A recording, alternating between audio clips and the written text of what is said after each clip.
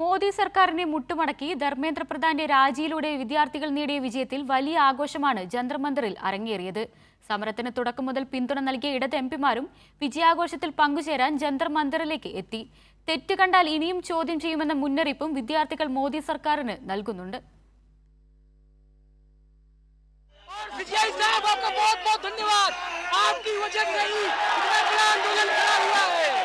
ചരിത്ര വിജയം നേടി വിദ്യാർത്ഥികൾ മോദി സർക്കാരിന്റെ അടിച്ചമർത്തലുകളെ, ഏകാധിപത്യത്തെ അടിയറവ് പറയിപ്പിച്ചതിന്റെ വലിയ വിജയാഹ്ലാദമാണ് ജന്തർ മന്ദിറിൽ അരങ്ങേറിയത്.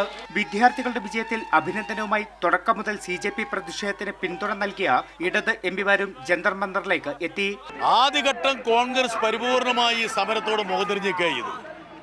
ഇന്ത്യ അലയൻസിന്റെ യോഗത്തിൽ ഞങ്ങൾ കൃത്യമായും കണിശമായും പറഞ്ഞു, ഈ സമരത്തിൽ എല്ലാവരും ഭാഗവാക്കാകണമെന്ന്.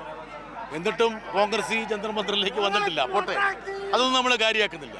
ഇന്നത്തെ ദിവസമെന്ന് പറയുന്നത് ആവേശത്തിൻ്റെ, സന്തോഷത്തിൻ്റെ, ഫലപ്രാപ്തിയുടെ, സംതൃപ്തിയുടെ ഒരു ദിവസമാണ്. BJP കംപ്ലീറ്റ് സൈലന്റ് ആയി പോയില്ലേ? അവരുടെ നുണപ്രചാരണങ്ങൾ, നാട്ടിലെ ചില ആളുകളൊക്കെ ഇങ്ങനെ ഈ വ്യാജ പ്രചരണം നടത്തിയുമ്പോൾ ചോദിച്ചാൽ ഇന്ത്യ ആകെ ഒരുമിച്ച് നിന്നില്ലേ?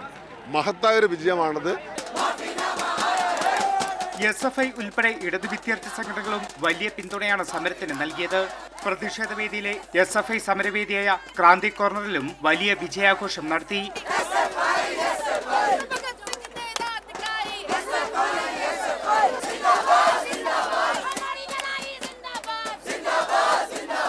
സമരത്തെ ഏതൊക്കെ നിലയിൽ അടിച്ചമർത്താൻ BJPയുടെ സർക്കാർ ശ്രമിച്ചു എന്നുള്ളത് കണ്ടതാണ്. പക്ഷേ അടിച്ചമർത്തലുകൾക്കൊന്നും മുന്നിൽ മുട്ടുമടക്കാൻ രാജ്യത്തെ വിദ്യാർത്ഥികൾ തയ്യാറായില്ല.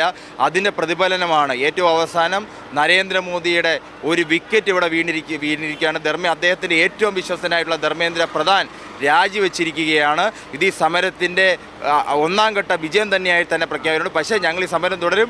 നാഷണൽ ടോർച്ചറിംഗ് ഏജൻസി ഇതുവരെ പിരിച്ചുവിട്ടിട്ടില്ല. അതോടൊപ്പം ശക്തമായി മുന്നോട്ട് പോകുന്നുള്ളതാണ്. തെറ്റുകൾ കണ്ടാൽ ഇനിയും ചോദ്യം ചെയ്യുമെന്ന മുന്നറിയിപ്പും വിദ്യാർത്ഥികൾ നൽകുന്നുണ്ട്.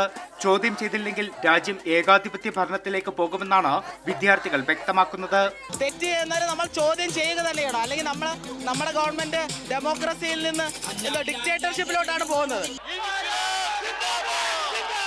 കൈരളി ന്യൂസ്, ദില്ലി.